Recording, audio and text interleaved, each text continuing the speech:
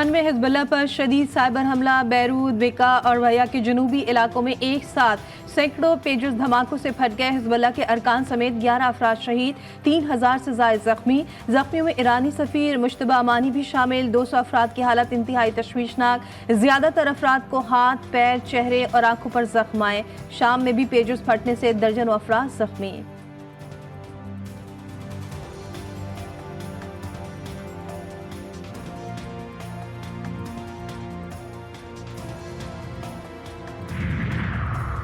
Hezbollah का Israel को बहुत जल्द जवाबी हमले के लिए तैयार रहने का पैगाम। सह्यूनियों का वो हाल करेंगे कि दुनिया देखेगी। हिजबुल्लाह ने इसराइल को खतरनाक खेल खेलने वाला करार देते हुए कहा कि अब हिजबुल्लाह भी यहूदी सिविलियंस पर हमले न करने की अपनी पॉलिसी पर दोबारा नजरसानी कर सकती है। साइबर हमलों से बुनियादी इंसानी हुकूक की खिलाफ वर्जी की गई। अब जालिम और मुजरिम सह्यूनी रियासत हमारे इंतकाम का इंतजार करें।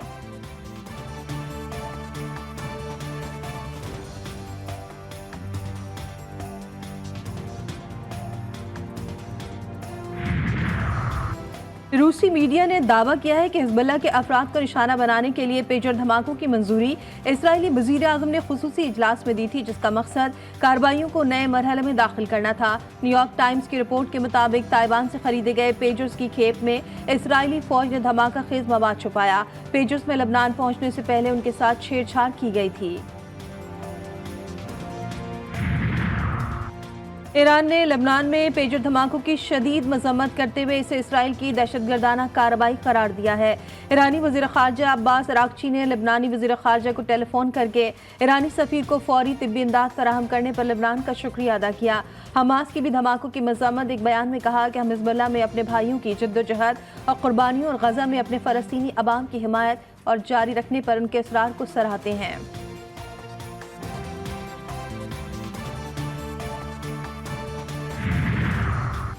अमेरिका ने कहा है कि लबनान में हिजबुल्लाह अरकान के पेजर डिवाइसेस में एक साथ धमाकों से मुतालिक मालूमात जमा कर रहे हैं। तर्जुमान अमरीकी महकमा खारजा मैथ्यू मिलर के मुताबिक अमरीका पेजर धमाकों में शामिल नहीं है। अमरीका की अभी इस बारे में कोई राय नहीं कि पेजर धमाकों के पीछे कौन हो सकता है। इसराइल और हिजबुल्लाह के दरमियान तनाज़े का सिफारती हल चाहते हैं।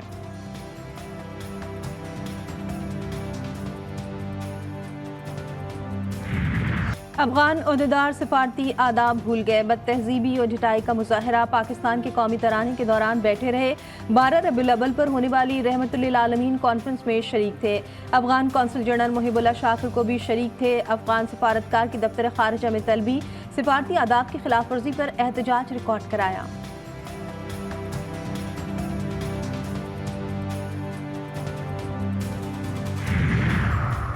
मखसूस नशिस्तों के मामले पर इलेक्शन कमीशन का अहम इजलास आज होगा। चीफ इलेक्शन कमिश्नर इजलास की सदारत करेंगे। इलेक्शन कमीशन की कानूनी टीम मखसूस नशिस्तों से मुतालिक फैसले पर आगाही देगी। PTI इंट्रा पार्टी इंतखाबात केस की समाअत आज होगी।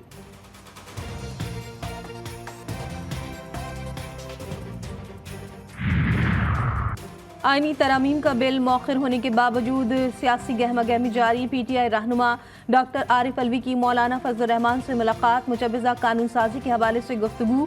तजावीज़ का जायजा लिया। अहम सियासी उमूर पर तबादला ख्याल। बिलावल भुट्टो जरदारी अदालती इस्लाहात के हामी। ऐवान में 2/3 अक्सरियत न होने का इकरार। कहते हैं PDM दौर में 63A का गैर आईनी फैसला दिया गया, जिससे अरकान पार्लियामेंट के वोट का हक खत्म हुआ। कोशिश कर रहे हैं कि मिसाक जमहूरियत के तहत किए वादे पूरे करें। JUI के साथ मिलकर मुश्तरका ड्राफ्ट लाएंगे।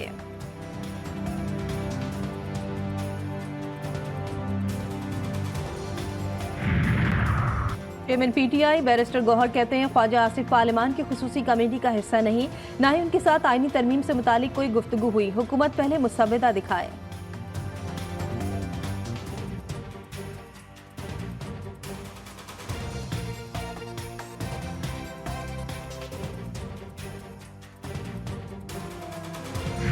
ये जो अपने आप को जमहूरी पार्टियां कहती हैं, इनको शर्म आनी चाहिए कि इस तरह के बिल को लाना तो दूर की बात है।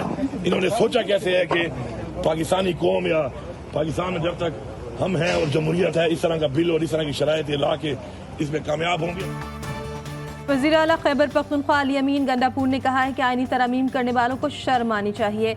पार्लियामेंट में हरा दिया, बदलिया में इनको शिकस्त देंगे।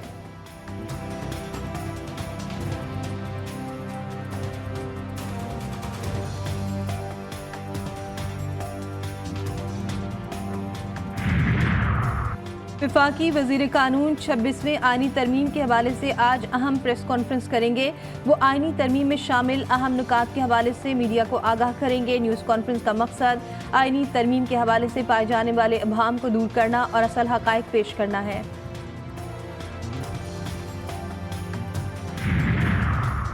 मकबूजा कश्मीर में रियासती इंतखाबात का पहला मरहला रियासती असम्बली के 90 हलकों में से 24 के लिए वोटिंग मकबूजाबादी को छावनी में बदल गया।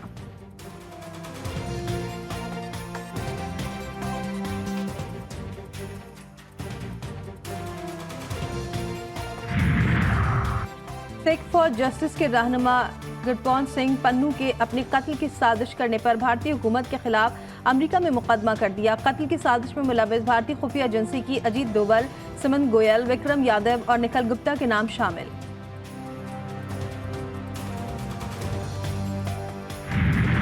सयूनी फौज की गजा सिटी, दीर अल बला, नसीरात कैंप पर बमबारी और गोलाबारी, मजीद 35 फलस्तीनी शहीद, 15 जख्मी। शोधा में बच्चों और खवातीन की बड़ी तादाद शामिल। शोधा की मजमूई तादाद 41,252 हो गई।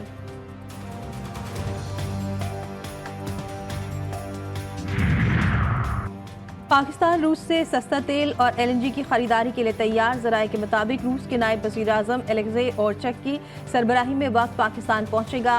पाकिस्तान और रूस के दरमियान दो तरफा तिजारत के फ़रोग़ के लिए मुज़ाकरात किए जाएंगे।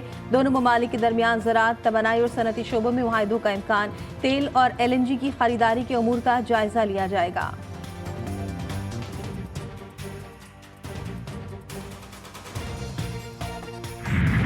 मुल्क भर में सरकारें दो आलम हज़रत मोहम्मद मुस्तफ़ा सल्लल्लाहु अलैहि वसल्लम की विलादत का जश्न मनाया गया।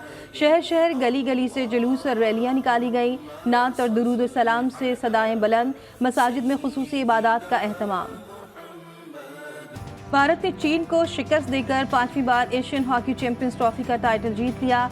भारतीय हॉकी टीम ने मेज़बान चीन को फाइनल में 1-0 से हराकर गोल्ड मेडल अपने नाम किया। मैच का वाहिद गोल जगराज सिंह ने किया।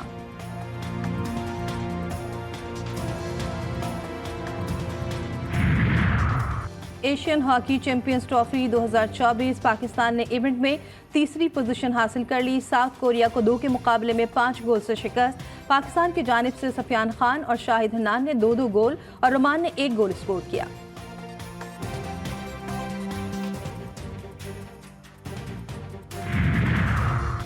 और पाकिस्तान में आज सुबह मकामी वक्त के मुताबिक सुबह 5:41 पर चांद को जुज़वी ग्रहण लगना शुरू हुआ। चांद ग्रहण 9:47 पर मुकम्मल तौर पर ख़त्म होगा।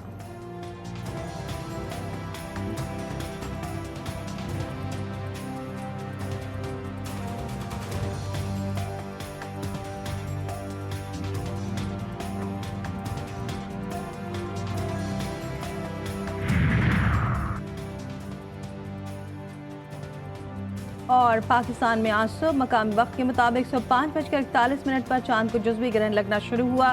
चांद ग्रहण 9:47 पर मुकम्मल तौर पर ख़त्म होगा।